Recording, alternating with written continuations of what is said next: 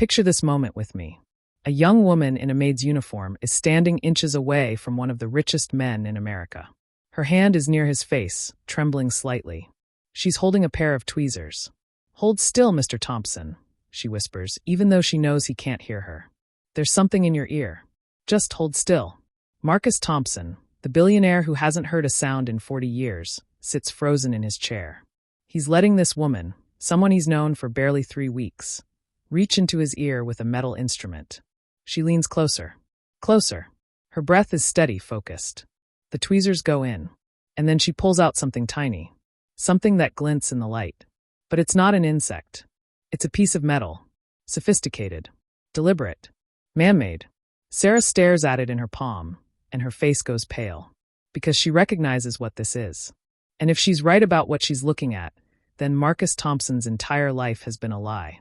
A lie carefully constructed and maintained by the one person he trusts most in the world.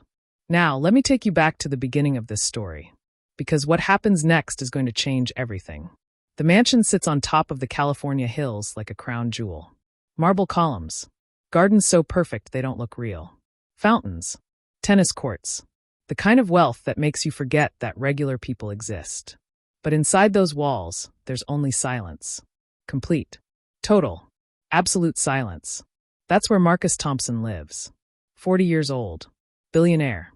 One of the most successful businessmen in the entire country. His empire spans everything: technology, real estate, investments that move millions with a single signature. And almost nobody has ever heard him speak. Not because he's playing some mysterious billionaire game, but because Marcus Thompson was born completely deaf. From his very first breath, sound didn't exist for him. Silence was his reality. His normal. His entire universe. Think about that for a second. Imagine never hearing your mother's voice. Never hearing music. Never hearing laughter or rain or birds singing. For 40 years, Marcus has lived in a world where those things simply don't exist. And he's learned to survive in it. He communicates through handwritten notes, elegant and precise. He reads lips when people face him directly. He runs his billion-dollar empire from behind his massive mahogany desk, making decisions that change lives, move markets, shape futures. But here's what you need to understand about this story. Marcus doesn't do any of this alone.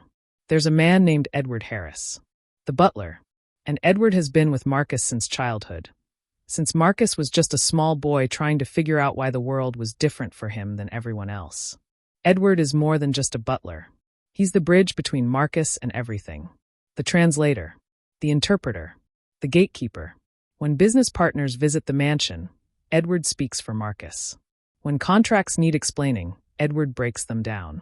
When decisions need to be made, Edward presents the options, filtered through his own understanding, his own perspective, his own, let's call it agenda.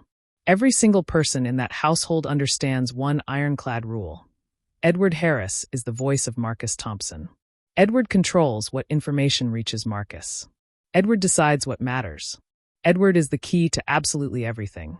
And the staff, they worship him for it. Poor Mr. Thompson, they whisper in the kitchen over coffee. So brilliant, but so isolated. Thank God for Edward. What would he do without Edward? Edward hears these whispers, and he accepts them with this modest little smile, like a man who knows his value, but is too humble to brag about it. But if you looked closely at that smile, you might see something else hiding underneath. Something that looks a lot like satisfaction. Like control. Like power. Edward has woven himself so deeply into Marcus's life that questioning his role would be like questioning gravity itself. It's just the way things are. The way things have always been. The way things will always be. Marcus sits in his office every single day, looking out over his estate. The perfectly trimmed hedges. The glittering fountain. The empire he's built with his own mind and determination.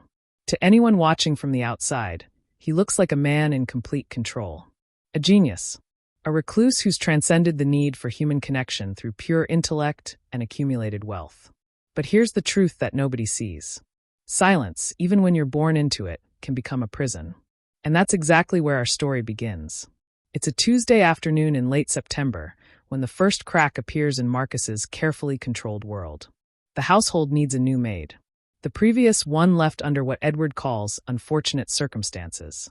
Really, Edward just declared her unsuitable, and that was the end of the discussion.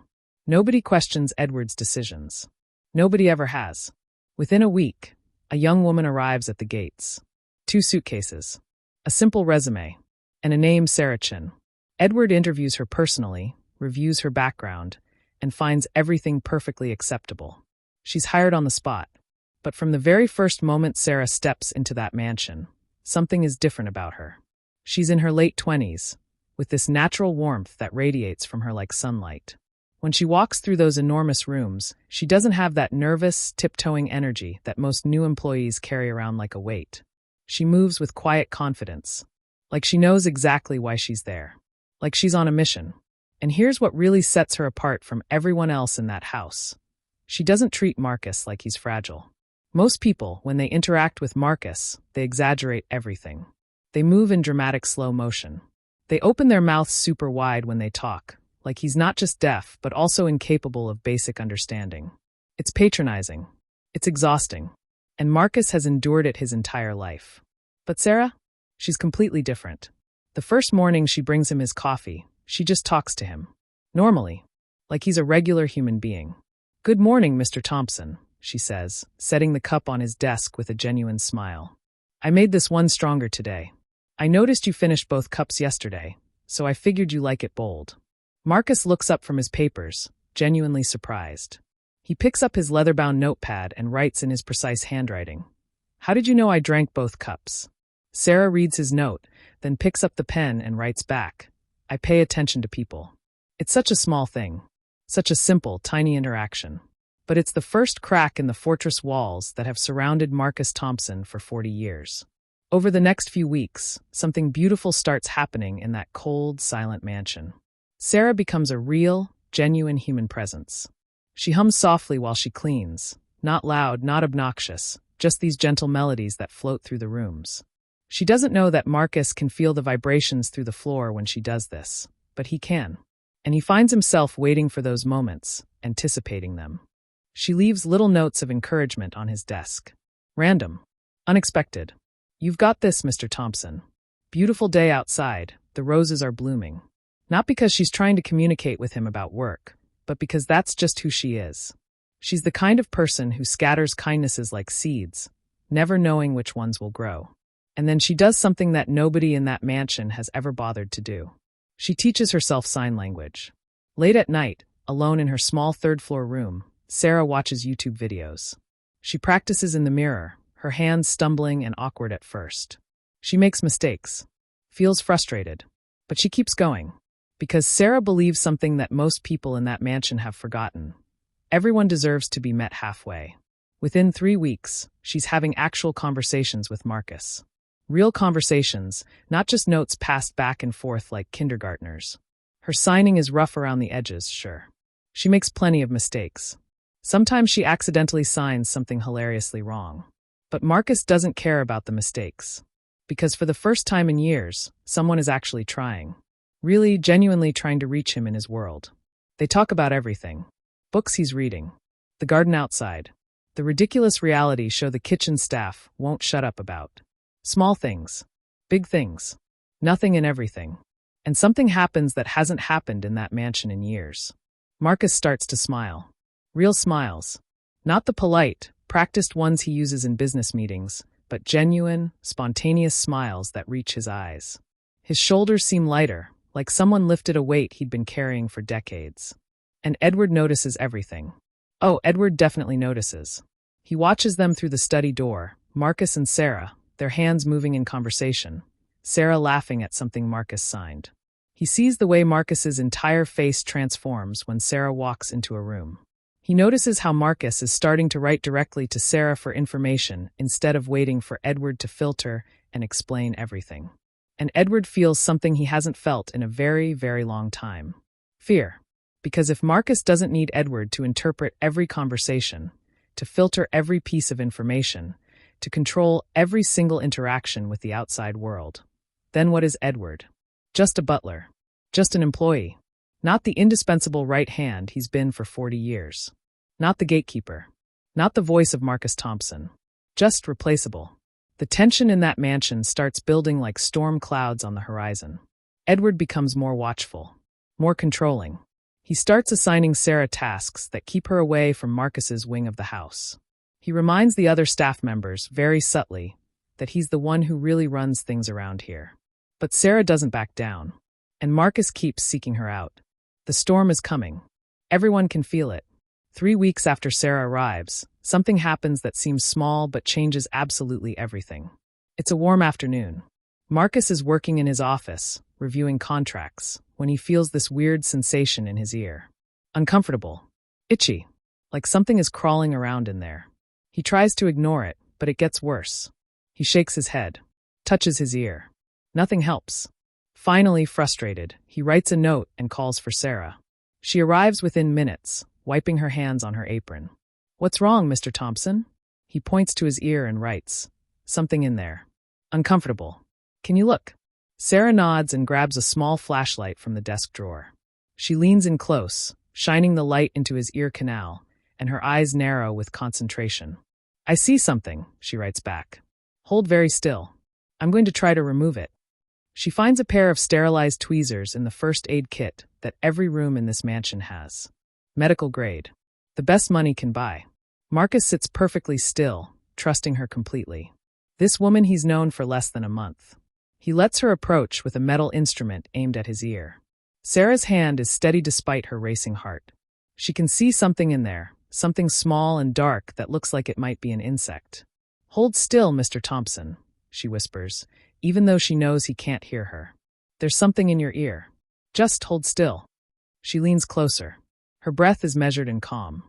The tweezers go in carefully, slowly. She grasps something, pulls gently, and removes a tiny object that glints in the afternoon light. Sarah expects to see an insect. A bug. Maybe a small beetle or something that crawled in while Marcus was in the garden. But what's sitting in her palm makes her blood run cold. It's not an insect. It's metal. Sophisticated. Deliberately crafted. A tiny electronic component, no bigger than a grain of rice, with microscopic wiring attached. This is man-made. This is technology. And it was inside Marcus Thompson's ear. Sarah's face goes pale. Her hand starts trembling. She stares at this tiny piece of metal like it's a bomb. Because her grandmother was a surgeon. And Sarah has seen photographs of experimental medical devices. And she recognizes what she's looking at. This is a hearing device. An internal amplifier. Cutting-edge technology from 15, maybe 20 years ago. Which means Marcus Thompson might not be completely deaf. Which means someone put this inside his ear. Which means someone has been lying to him for years. Maybe decades. She looks up at Marcus, and her expression must say everything, because his smile fades. He looks confused, concerned. He writes, "What is it? What did you find?" Sarah's mind is racing. She thinks about her grandmother's deathbed confession. The stories about experimental surgeries. The patient she'd been told to find someday. The promise she'd made. And suddenly, everything clicks into place. She knows who Marcus Thompson really is. And she knows that his entire life might be based on a lie. But she can't tell him. Not yet. Not here. Not with Edward somewhere in this mansion, watching, controlling, managing every single detail of Marcus's existence. Sarah's hands shake as she writes her response. Just an insect. "I got it out. You should be fine now." She shows him the device for a split second, just long enough that he can't examine it closely, then quickly wraps it in a tissue and pockets it. Marcus looks relieved. He writes, "Thank you. Much better." But Sarah can barely focus on his words. Her heart is pounding so hard she can hear it in her ears. Because she's holding evidence that Marcus Thompson has been deceived. And she's pretty sure she knows exactly who's been deceiving him. That night, after the entire household has gone to sleep, Sarah sits in her small room with that tiny device on her desk. She examines it under her reading lamp, takes photos with her phone, researches similar technology online. And everything her grandmother told her starts making horrible, perfect sense. She thinks about Edward. How he controls everything. How he's always present. How he interprets every piece of Marcus's world. She thinks about why someone would want to keep a billionaire dependent. Isolated. Manageable. And she makes a decision. Marcus deserves to know the truth. Whatever that truth is. Even if it destroys everything he believes about his life. She writes a note in careful handwriting and, at 2 a.m, creeps through the dark mansion to slip it under Marcus's door. The note is simple: "We need to talk. Somewhere Edward can't hear us. Tomorrow morning." 6 o'clock. The garden shed. This is about what I found in your ear. Please come alone. Then she goes back to her room and doesn't sleep at all. Because tomorrow morning, she's going to tell Marcus Thompson that his entire life might be a lie. And there's no going back from that. Marcus finds the note at dawn. He hasn't slept either. Something about the way Sarah looked at him yesterday, the strange expression on her face when she removed whatever was in his ear. It's been bothering him all night. He reads her note once. Twice. 10 times. This is about what I found in your ear. His hand unconsciously touches his ear. It feels normal now. No discomfort. No itching. But Sarah wants to meet him. Alone. Away from Edward. Why away from Edward? Marcus's heart starts beating faster. Questions flood his mind. Questions he's never allowed himself to ask before. What if Sarah found something unusual? What if it wasn't just an insect? What if there's something about himself that he doesn't know? What if the silence he's lived in his entire life isn't what he's been told it is? He sits in his dark room, holding that note, feeling his reality start to shift beneath his feet like sand. And he knows that when the sun comes up and he walks to that garden shed, nothing in his life will ever be the same again. The fortress of silence is about to crack wide open. And the truth waiting on the other side is more shocking than Marcus could ever imagine. What Sarah is about to reveal will shatter Marcus's understanding of his entire existence. The truth has been hidden for 40 years. And Edward? He's been playing a game that Marcus never even knew existed. The sun hasn't fully risen yet. The California sky is that soft purple-gray color that exists only in the moments between night and morning. The air is cool. Dew covers the perfectly manicured grass. And Marcus Thompson is walking through his garden alone for the first time in years. Every other time he's left the mansion, Edward has been there. Always hovering. Always present. Always watching. But this morning, Marcus slipped out of his room at 5:45, while Edward was still sleeping in his quarters on the opposite wing of the house. And the freedom of it, this simple act of walking alone through his own property, is terrifying and exhilarating at the same time. His heart is pounding. His palms are sweating. He's holding Sarah's note in his pocket like it's a lifeline. The garden shed sits at the far edge of the property, hidden behind rose bushes and a stone wall.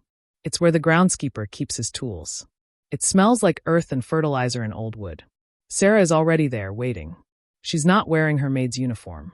She's in jeans and a simple sweater, and she looks like she hasn't slept at all. Her eyes are red-rimmed. Her hands are clutching something, papers, Marcus realizes. A folder full of documents.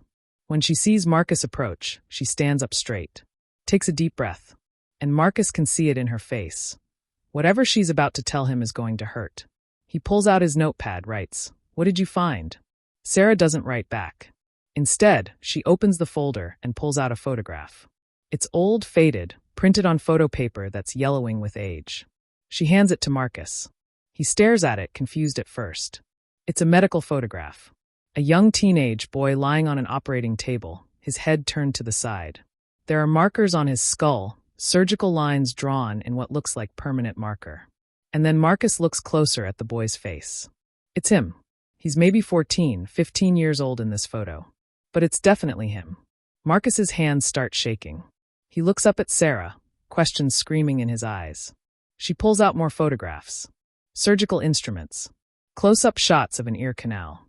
And then a document, a medical file with his name on it. Patient Marcus Thompson. Age 15.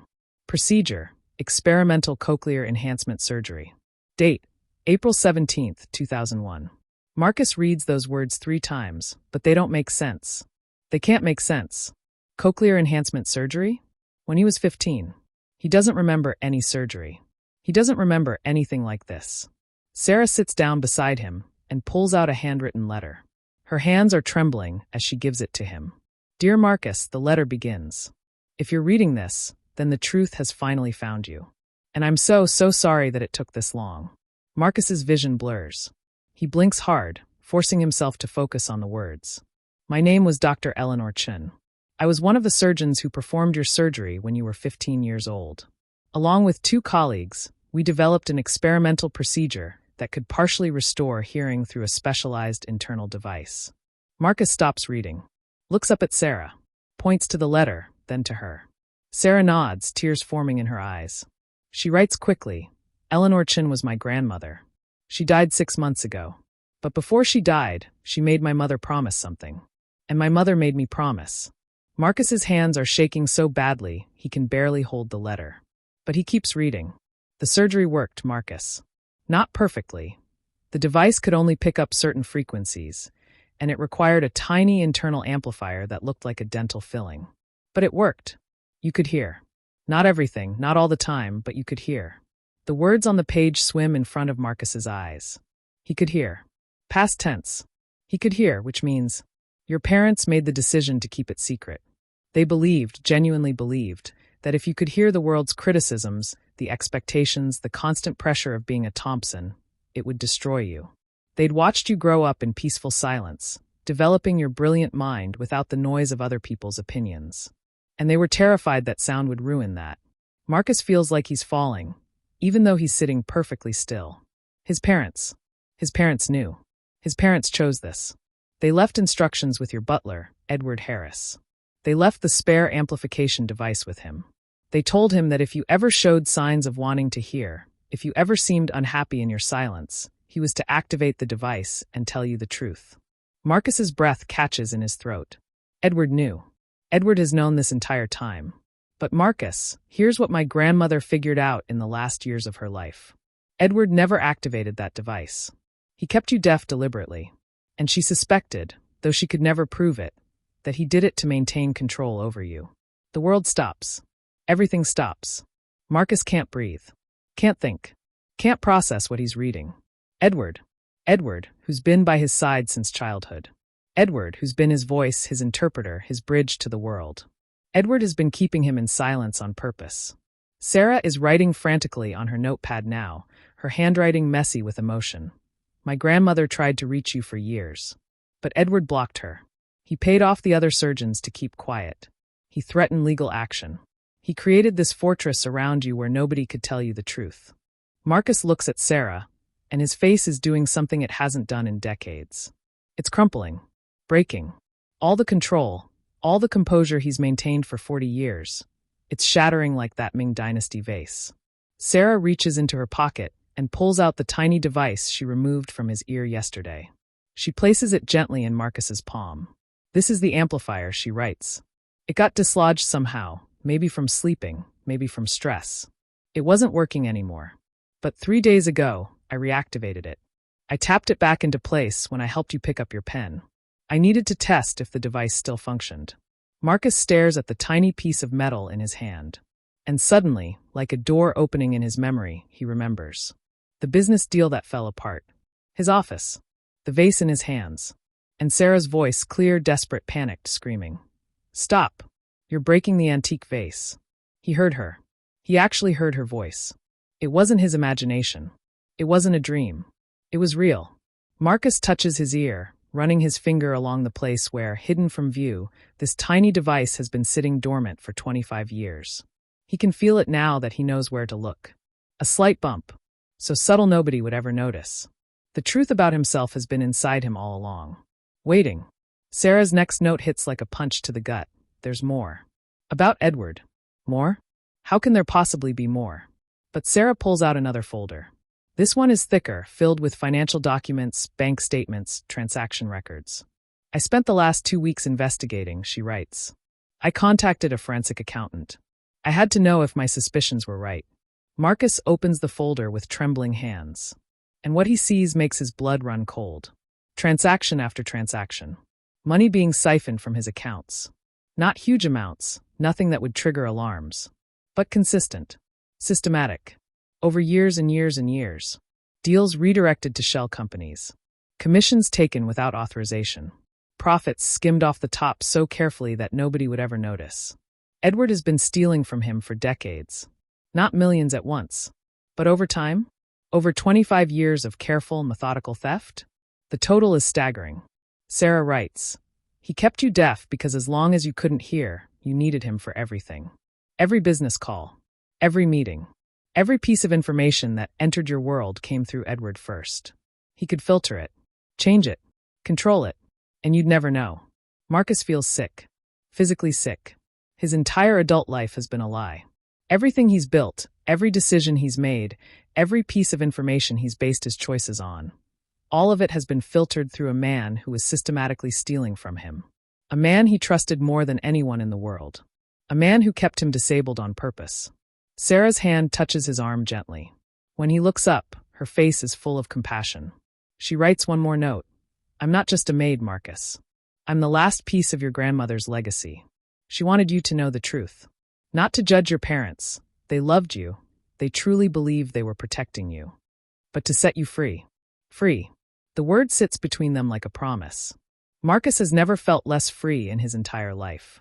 He feels trapped by the weight of this truth, suffocated by the enormity of the deception. But somewhere underneath the pain, underneath the betrayal, underneath the shock, there's a tiny spark of something else. Anger. Pure, righteous anger. They sit in that garden shed for 2 hours, Marcus reading every document, Sarah explaining everything she knows. The morning sun rises fully, painting the sky in shades of orange and pink. And slowly, Marcus's shock transforms into something harder. Something sharper. Determination. He writes a note to Sarah. We need to confront him. Today. Now. Sarah nods. She's been waiting for this. Together, they walk back to the mansion. Marcus's steps are steady now. Purposeful.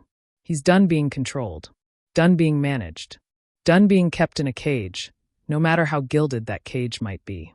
They find Edward in the breakfast room, calmly eating his morning meal like nothing in the world is wrong. When he sees Marcus enter with Sarah at his side, his expression flickers, just for a second, with something that looks like fear. But he covers it quickly with that practiced, perfect butler's smile. Good morning, Mr. Thompson. You're up early today. Marcus doesn't write a note. Instead, he places the financial documents on the table in front of Edward. One by one. Transaction records. Bank statements. Evidence of theft. And then he places the tiny hearing device beside them. Edward's face goes pale. Actually pale. The blood drains from his cheeks like water from a broken glass. Mr. Thompson, I can explain. But Marcus holds up his hand. He doesn't need Edward's voice anymore. Sarah hands him a notepad where they've already prepared what he wants to say. Marcus holds it up for Edward to read. I know everything. The surgery. The device. The theft. All of it. I've contacted the police. I've contacted my lawyers. I've contacted the surgeons who are still alive. They're ready to testify about your threats and payoffs. Edward stands up, his chair scraping loudly against the floor. His composure is cracking. You don't understand, he says, and his voice sounds desperate now. I was protecting you. The business world is cruel, Marcus. It's too loud, too demanding. If you could hear all the criticism, all the pressure, all the noise, it would have destroyed you. Everything I did to keep you safe. Sarah writes rapidly and shows Marcus, who nods. She speaks aloud what Marcus wants to say. You weren't protecting him. You were controlling him. You kept him disabled so you could steal from him. So you could be indispensable. So you could have power. Edward's face twists with emotion, anger, fear, desperation all mixing together. I gave you 40 years of my life, he shouts at Marcus. I was your only friend. Your only connection to the world. What I took was nothing compared to what I gave you. Nothing. But Marcus doesn't flinch. He writes another note, and Sarah reads it aloud. You were never my protector, Edward. You were my captor. And I gave you that role because I didn't know any better. But I know now. The words hang in the air like smoke. Edward seems to deflate. All the fight goes out of him. He looks old suddenly. Tired. What happens now? He asks quietly. Marcus writes, you leave. Today. The police will contact you about the financial crimes. My lawyers will handle the rest. But you're done here. Done with me. Forever. The next few days are a whirlwind. Police investigations. Interviews with forensic accountants. Testimony from the elderly surgeons who can finally tell their story without fear of Edward's interference. Edward Harris is arrested for embezzlement, fraud, and criminal conspiracy. The evidence is overwhelming. He doesn't even try to fight it. But Marcus's journey is about so much more than justice against Edward. It's about rediscovering himself. With the hearing device properly calibrated by the original surgical team. Older now, but still brilliant, Marcus begins to experience sound for the first time as a conscious adult who's choosing to hear. And it's overwhelming. Everything is so loud. The hum of the air conditioning. Footsteps on marble floors. The wind in the trees. Birds singing outside his window. Rain hitting the glass. Car engines in the distance. Music. God music. He'd forgotten how beautiful music could be. The surgeons help him adjust, teaching him to filter sounds, to focus on what matters. They help him learn to speak more clearly. His voice carries an accent born from decades of silence, but it's his voice. His actual voice. And that matters more than perfect pronunciation ever could. Sarah stays on at the mansion, but not as a maid. Marcus hires her as a business consultant, recognizing that her ability to read people, her intuition, her basic human decency, these qualities are worth more than any business degree. She becomes the first person he truly works with as an equal, rather than just being served by. They develop a partnership built on honesty, on truth, on the kind of trust that only comes when someone risks everything to set you free. Marcus starts attending business meetings without an interpreter. He takes phone calls directly. He makes decisions based on information he's gathered himself, not filtered through someone else's agenda. His board of directors is shocked. The reclusive genius they thought they knew is actually a man of conscience. The silent billionaire is becoming a voice for ethics in business. He removes layers of corruption from his company, redirects profits to employees who've been underpaid for years, makes decisions that actually reflect his values rather than someone else's greed. 3 months after that morning in the garden shed, Marcus sits in his office, listening to rain against the windows. He's contacted his parents' attorneys and established a scholarship program in their memory. Not to absolve them of their choice to keep him deaf. He's still processing that complicated mix of love and deception. But to acknowledge that they made their choice from a place of genuine care, even if that care built a cage. The mansion feels different now. More open. More alive.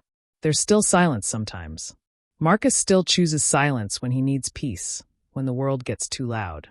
But now it's his choice. His decision. Not something imposed on him by people who thought they knew better. One afternoon, Sarah finds him on the terrace, looking out over the gardens. She writes, "How are you doing?" "Really?" Marcus thinks about this question for a long time. Then he writes back, "For 40 years, I thought silence was my limitation. But the real limitation was never the silence. It was the deception. It was trusting my entire existence to one person's interpretation of reality. It was accepting that I couldn't be trusted with the truth about my own life." Sarah nods, reading his words carefully.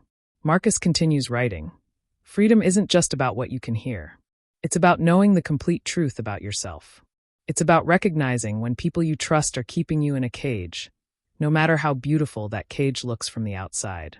He pauses, then adds, "Thank you for setting me free." Sarah's eyes fill with tears. She writes, "You set yourself free. I just opened the door." That evening, Marcus does something he hasn't done since he was a child. He calls his attorney and asks him to set up a press conference. The business world is shocked when Marcus Thompson, the reclusive billionaire who hasn't spoken publicly in 40 years, stands before cameras and microphones and tells his story. His voice is halting at first. The words don't come easily, but they come. He tells the truth about his surgery, about his parents' well-intentioned deception, about Edward's betrayal, about the 40 years he spent living in silence that wasn't entirely necessary. And he tells the world why he's sharing this story. "The people we trust the most," Marcus says, his voice growing stronger, "have the power to set us free or keep us captive.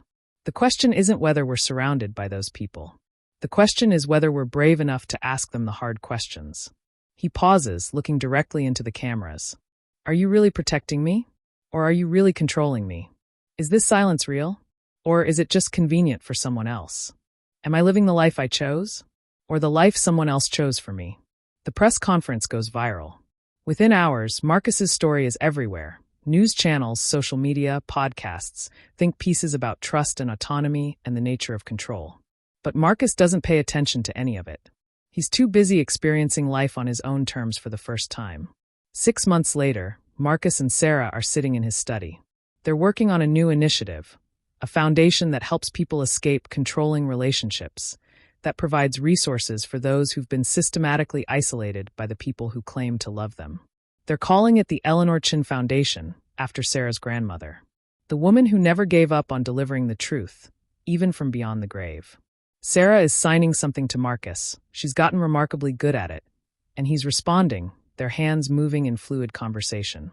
But then Marcus does something unexpected. He speaks. Out loud. Thank you, he says, his voice clear and strong. For everything. Sarah smiles. You've said that before.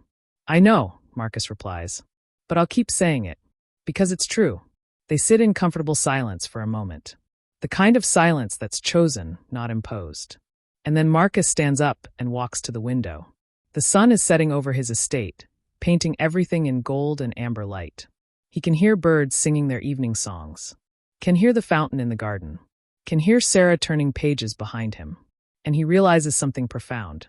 For the first time in his life, he's not trapped in silence. He's surrounded by choice. The choice to listen or not listen. The choice to trust or question. The choice to accept other people's versions of reality or to discover his own truth. That's what freedom really is. Not the absence of limitations, but the presence of choice. And Marcus Thompson, after 40 years of living in a cage made of well-intentioned lies and deliberate deceptions, is finally truly free. So here's what I want to ask you, my incredible audience. If you were in Marcus's position, discovering that the person you trusted most in the world had been manipulating you for decades, what would you do? Would you forgive Edward? Would you want justice? Would you be angry at your parents for their choice?